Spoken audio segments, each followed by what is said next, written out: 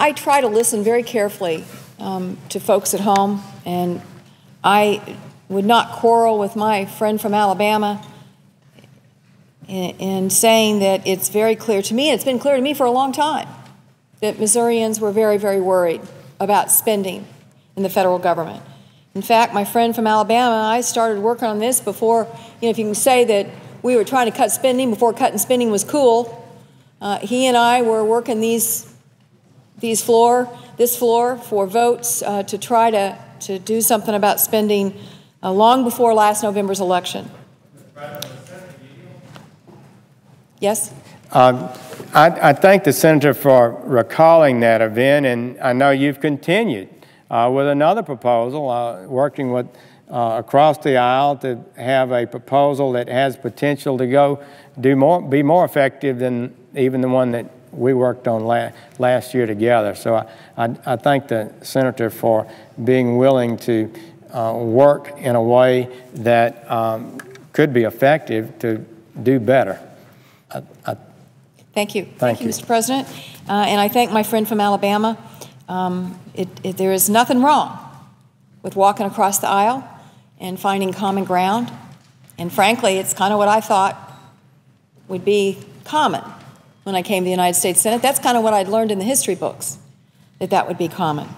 I've been watching what's been developing, knowing that my folks at home want us to cut spending. I certainly have been part of that and wanting to cut spending.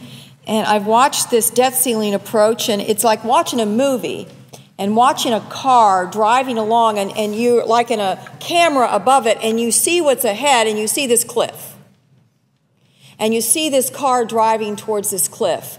And you're thinking, you start tensing, you think, oh, surely they're not going to go over the cliff. Well, they have an opportunity to avoid going over the cliff. They're not going to go over the cliff. We're not going to see these people die. They're not going to drive right over that cliff. They're not going to knowingly drive over a cliff. And I've been thinking for the last several weeks, well, there's no way that people that are elected because they love their country are going to let the car go over the cliff. And I've got to tell you, I'm worried. Now, what do we have to do to keep from going over the cliff?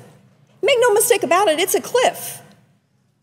It is a historic moment for our country. Never before in the history of our country have the world markets been worried about whether the United States of America will pay its bills. Never has that happened before in our history. So what does it take? Well, it's not complicated what it takes. It takes one basic thing: compromise. To keep from going over the cliff, all we have to do is compromise. And I will tell you, reading my mail and listening to phone calls that have come in on the answering machine, and I'm going to take phone calls myself over the weekend, you know what Missourians are now saying? Please don't go over the cliff. Please compromise. I'm confident that's what most Missourians want. And compromises have already occurred, big compromises. Most of us on this side of the aisle really believe that the way we get at our long-term debt structure is a responsible approach that includes some revenues. Now, I advocate cleaning out the goodies in the tax code so we can lower tax rates. I really don't understand how you can, at the same time, vote to gut the Medicare program and vote to continue writing checks to big oil. I cannot conceive how you vote that way. I cannot imagine that I would vote to keep writing a taxpayer check to the most wealthy and profitable corporations in the history of the world at the same time I was voting to put Medicare on a voucher program. Saying to seniors, you know, if you're 83 and you've got 3 chronic illnesses and you run out of Medicare coverage, you're on your own. I can't imagine doing that. But we compromised. We compromised and said, okay, we'll set revenues aside for now. You won't vote for revenues, Republican Party. Members of the House in the Republican Party, you will not vote for revenues. We took revenues off the table. And by the way, some people in our party were not happy with that. I got those phone calls. Why did you take revenues off? Why did you capitulate? Why did you give in? We gave in. because we care about our country and we don't want to go over the cliff. That's why we gave in. So we gave in on revenues. The Republicans wanted us to cut spending by more than we raised the debt ceiling. It's a political thing we need to do, not required by the economics, but we've done that. So now we've put revenues aside, compromise. We have said we're going to cut spending by more than the rise in the debt ceiling. Now, the only thing we've not compromised on, the only thing, which I think is really, when you think about it, I didn't think, frankly, this may have been a big a deal until I stand here today, that is to do this again in 6 months, to leave this loaded gun on the table. We're going to leave this loaded gun on the table for our economy. You talk to small businesses right now, and they are scared about what's going to happen next week. Will they be able to borrow money? Will people be able to afford to borrow money to buy cars? Will they be able to afford to borrow money to buy homes? You talk about the economy going in a tailspin, and we want to keep that loaded gun on the table for another 6 months?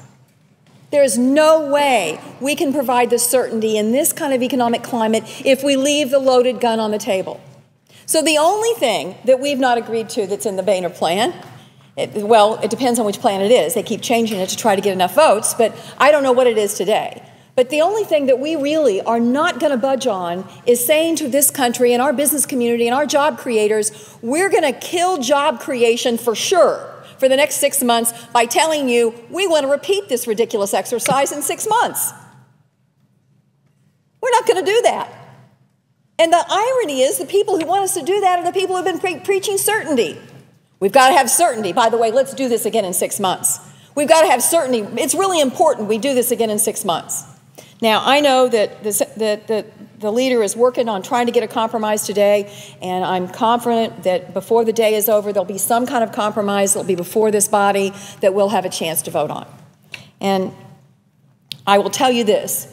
You will never hear me brag about refusing to compromise. Some of my colleagues from Missouri that serve in the House of Representatives are willing right now to brag about refusing to compromise.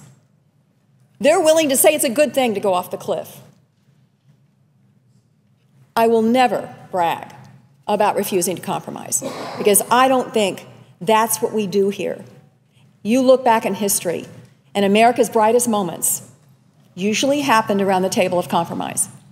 Those most difficult questions that this country has wrestled with through the years, we have forged a way forward through compromise. And that's what we need today. That's what we need tomorrow. That's what we need as we approach the edge of the cliff. So my last message I leave my colleagues across the aisle, we have shown our willingness to compromise. Please show us yours. Please show us yours. And allow us to vote. Allow us to vote on the compromise. If you don't want to vote for the compromise, then don't vote for it. But allow us a chance to vote for it. Is that too much to ask? Just to allow us an opportunity to move to a vote, to avoid this country having a diminished status permanently in the world. I don't think that's too much to ask. So let us vote. And if you can't compromise on the substance of the compromises that will be put forward, at least allow our voices to be heard by allowing a vote.